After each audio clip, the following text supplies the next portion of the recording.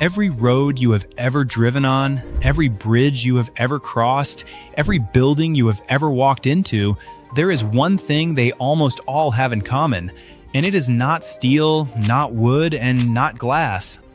It is concrete. Cheap, gray, unglamorous concrete. The world makes so much of it every single year that if you poured it all into one giant river, that river would stretch from the Arctic Circle all the way down to the southern tip of South America. That is not a metaphor. That is just the math.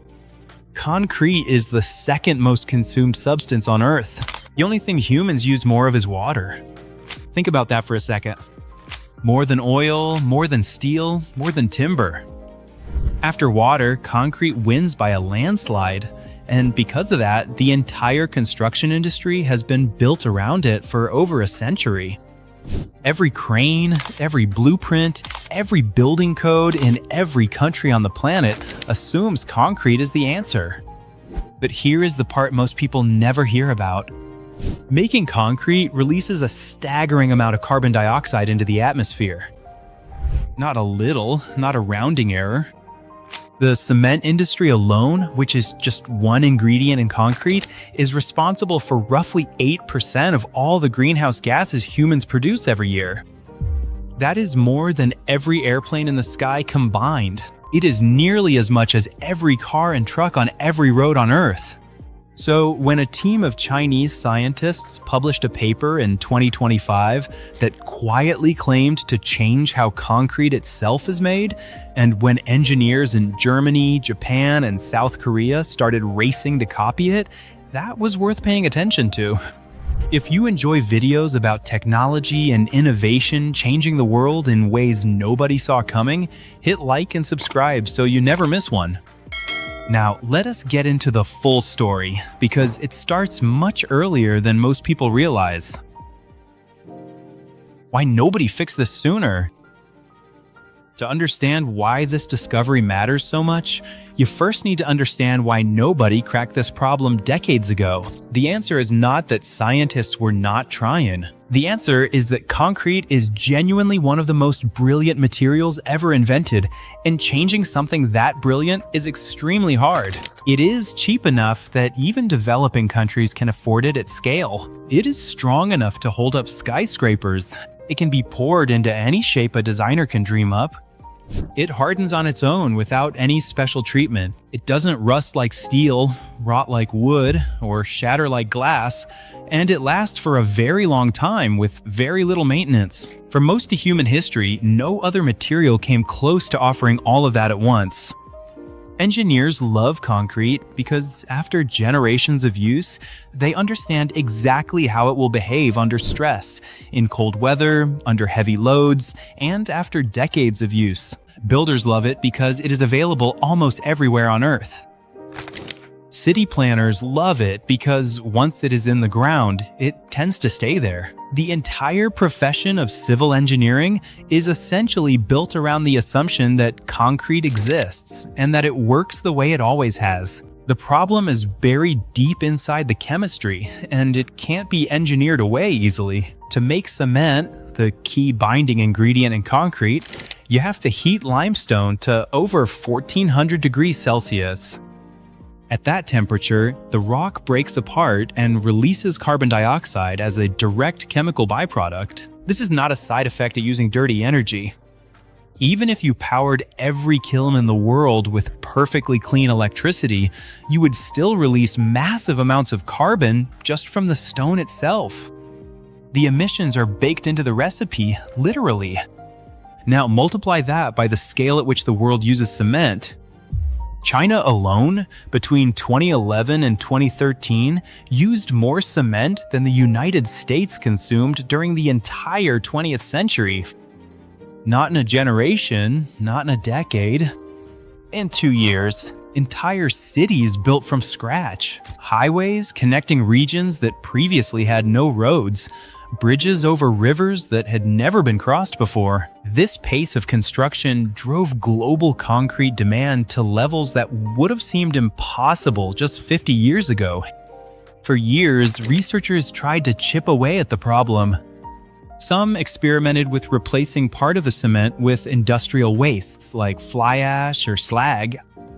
Others developed geopolymer concretes that use different chemical binders. A few explored carbon capture at cement plants. These efforts helped at the margins, but none of them changed the fundamental economics of the problem enough to go truly global. The core process of mixing, pouring, and waiting for concrete to harden stayed almost exactly the same. The question that nobody had fully explored yet was surprisingly simple. What if the problem was not what you put into the concrete, but what you do with it the moment it comes out of the mixer? The pressure that changed everything. Fresh concrete is not solid. Right after mixing, it is a thick, wet slurry packed with water, trapped air bubbles, and loosely arranged particles of cement and stone. Normally, you pour it into a mold and wait. Gravity does some of the work, vibration tools help a little, and over time, the particles settle. The water slowly works its way out, and the concrete hardens into whatever shape you gave it. This process has not changed in any meaningful way for generations. The research team based across Tongji University, the China Building Materials Academy, and Shanghai Jiao Tong University decided to do something different. Instead of letting gravity and time do the work, they applied mechanical pressure to fresh concrete while it was still wet and workable. Between 5 and 15 megapascals of force, roughly the kind of pressure you would find inside a heavy-duty hydraulic press, squeezed the mix from the outside in. What happened next changed the entire internal world of the material. The particles were forced together so tightly that excess water and trapped air had nowhere to go but out. The concrete became dramatically denser almost instantly, like the difference between a loosely packed pile of sand and a compressed block of stone. The total porosity of the material, meaning the percentage of the volume made up of tiny gaps and voids, dropped by around 45% compared to standard concrete. This matters enormously because those tiny voids are where almost every concrete problem begins. Cracks start at voids. Water gets in through voids. Road salt and seawater chemicals travel through voids to reach the steel reinforcement inside, where they cause corrosion that can eventually destroy a structure from the inside out. Freeze and thaw damage happens when water trapped in voids expands as it turns to ice. Reduce the voids, and you fix most of concrete's long-term weaknesses in one move. But the most important change happened at a boundary most people have never heard of. Inside any piece of concrete, there is a microscopic transition zone where the cement paste meets each individual piece of stone aggregate. In standard concrete, this boundary is actually the weakest part of the whole structure. It is looser and more porous than either the paste or the stone on their own, which means it is the first place a crack forms when the material is under stress. Under compression casting, this boundary zone tightened dramatically, with up to 35% fewer voids than in conventional concrete. The weak link in the chain got significantly stronger. The lab results were striking. Compressive strength increased by over 80% in the highest pressure batches. Resistance to water intrusion, freeze-thaw cycles, and chemical attack all improved substantially. And here is the part that makes engineers sit up straight. The team achieved all of this without adding anything new to the concrete mix. No expensive additives, no exotic materials, no reformulation of the recipe. The same ingredients, handled differently, produced a fundamentally better product. The researchers then published every piece of data they had: raw spreadsheets, microscopic images taken at extreme magnification, force and displacement readings from nano-level mechanical tests, all of it freely available for download under an open license. In an industry where proprietary methods and locked-away research are the norm, this kind of transparency was almost as surprising as the results themselves. And when other engineers could check the work and replicate the findings, the real excitement began. The steel challenger nobody saw coming. While the concrete story was playing out in research journals, a completely different technology was developing in parallel, and it was rethinking not just how concrete is made, but whether some buildings need much of it at all. It is called B-Core, and it was developed by Broad Group, a Chinese company with a history of doing things in construction that most people assume are impossible. B-Core panels look deceptively simple from the outside. Two thin steel skins held apart by a precise grid of hollow steel tubes arranged in a geometric lattice. The whole structure looks a little like the inside of a waffle iron, but engineered to a tolerance measured in fractions of a millimeter. The design borrows from aerospace engineering, the same basic logic that allows an aircraft fuselage to be both incredibly thin and incredibly strong. By distributing stress through a structured lattice rather than brute material mass is what makes B-Core panels perform the way they do. The steel skins handle tension and compression. The pipe lattice handles bending and twisting. Together, they create a panel that weighs less than a tenth of a comparable reinforced concrete slab while carrying similar structural loads. Broad Group had already turned heads in the early 2010s when they assembled a 30-story hotel in 15 days using a modular steel construction method. B-Core took that approach further. The panels are designed to lock together with robotic fasteners, which means a floor of a building can be completed in hours rather than days. In 2025, a 10-story building in Chengdu was assembled using B-Core modules in under 30 hours. The workers were not Russian. The system is simply designed for speed, the same way flat-pack furniture is designed to go together without special tools. What makes this more than just a novelty is the seismic performance. Buildings in earthquake zones have a fundamental problem. Traditional concrete structures are heavy, and heavy things are hard to move. When the ground shakes, all of that mass creates enormous forces that the building has to absorb. Lighter structures built with B-Core panels absorb and redirect those forces differently, and seismic testing showed the panels handled shock and vibration with a resilience that conventional concrete frames struggle to match. In regions where earthquakes are a real concern, which covers a significant portion of the world's most densely populated areas, that is not a minor detail. It is a fundamental safety advantage. B-Core and CCC are solving different problems, but they are pointing in the same direction. One makes the concrete that does get used far better and far greener. The other reduces how much concrete a building needs in the first place. When you put them together, the combined impact on cost, speed, weight, and emissions is far larger than either technology delivers on its own. And that combination is exactly what caught the attention of the global construction industry. The world starts copying. News in construction science does not usually travel fast. Building codes take years to change.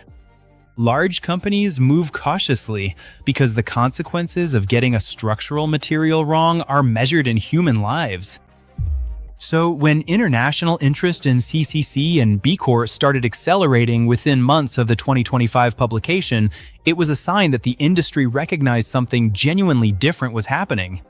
34 international patent families now cite the original Chinese research, with filings from Germany, Japan, South Korea, and the UK. These are not reference citations in an academic paper. These are companies and research consortiums putting legal and financial resources behind the technology. In 2026, China exported 12.4 million metric tons of carbon-cured concrete additives to the United States, the United Kingdom, and Southeast Asia. That's a tenfold increase compared to just 2 years earlier. LafargeHolcim, one of the largest cement producers on the planet, signed a 5-year licensing deal with Beijing Cement Group to adapt B-Core technology for European prefabricated construction. In Germany, a research consortium ran compression cast deck trials on a real highway project near Berlin. Japan's Obayashi Corporation launched a joint research program with Beijing University of Civil Engineering, targeting meaningful cement reductions for construction connected to the Osaka Expo. South Korea's Hyundai Engineering announced plans to build a domestic B-Core panel factory as part of its Smart City Development Program. What is driving this is not idealism, it is math. In regions where carbon emissions are taxed or capped, a 40% reduction in cement use translates directly into lower regulatory costs. In any market, cutting the price of the most expensive ingredient in your product while simultaneously making that product stronger is not a trend. It is a competitive advantage that no serious company can afford to ignore. As one research and development executive put it, this is not about following a trend, it is about staying in business. The real-world trials that preceded all of this corporate activity were critical in building confidence. On the Pingjiang River, 150 meters of bridge deck built with CCC were monitored continuously for 12 months using embedded strain gauges and moisture sensors. The in-place compressive strength averaged 61 megapascals, exactly matching the lab predictions. Zero visible cracks. Stable moisture readings throughout. Every data point from that year of monitoring is archived publicly, available for any engineer anywhere to download and verify. In Shanghai, prefabricated B-Core adjacent wall panels used in a pilot housing project showed a 15% improvement in thermal insulation and required far fewer post-installation repairs than conventional prefabricated panels. The project engineer's reason for choosing the material had nothing to do with environmental branding. It was stronger, cheaper, and came with data. That combination, open science, real-world validation, and a clear economic case, is what separates this moment from the many previous moments when people claimed concrete was about to change. The claim now has receipts. How big could this actually get? The numbers that researchers attach to the potential scale of CCC adoption are almost hard to believe until you remember how much concrete the world pours. Life cycle models suggest that switching just 30% of new structural concrete worldwide to the compression casting process could cut annual carbon dioxide emissions by around 850 million tons.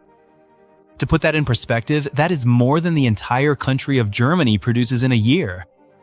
From every power plant, every factory, every car, and every farm combined, one process change applied to less than a third of global concrete output, delivering that kind of climate result. But turning a promising technology into a global standard is a long road, and it is important to be honest about where that road gets difficult. Building codes in most countries are updated on timescales measured in years, sometimes decades. They move slowly by design because the cost of a structural failure is not just financial. Every country that wants to adopt CCC at scale needs its own independent testing to verify the results under local conditions, its own regulatory approval process, and its own trained workforce that understands how to operate compression casting equipment consistently and correctly.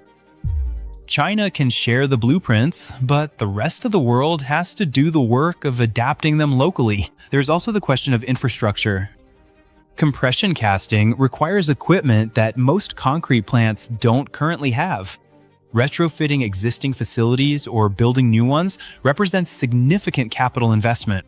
For large construction companies in wealthy countries, that investment may pay off quickly given the cost and regulatory savings. For smaller contractors and builders in developing economies, the barrier may be much higher, which raises real questions about whether this technology reaches the parts of the world that need affordable, lower carbon construction the most. None of these challenges change the underlying reality of what the science shows. They simply define the gap between what is technically possible and what will actually happen at scale. Closing that gap is a policy challenge, an investment challenge, and a coordination challenge as much as a technical one. The researchers who published this work in 2025 gave the world a tool. Whether the world picks it up and uses it at the speed the climate situation demands is a separate question entirely. What is clear is that for the first time in a very long time, the fundamental process of making and using concrete is actually changing. Not just at the margins, not just in a laboratory, but in real structures that real people are using right now. That is new. And given that concrete is the second most consumed substance on Earth, with only water ahead of it, changes to how it is made don't stay small for long. If this video changed how you think about something you walk on and live inside every single day, give it a like and subscribe for more videos about the technologies quietly reshaping the world. Turn on notifications so you never miss one. And I want to hear from you in the comments. If a process change this significant has been sitting right in front of engineers for decades, what other obvious breakthroughs do you think are hiding in plain sight right now?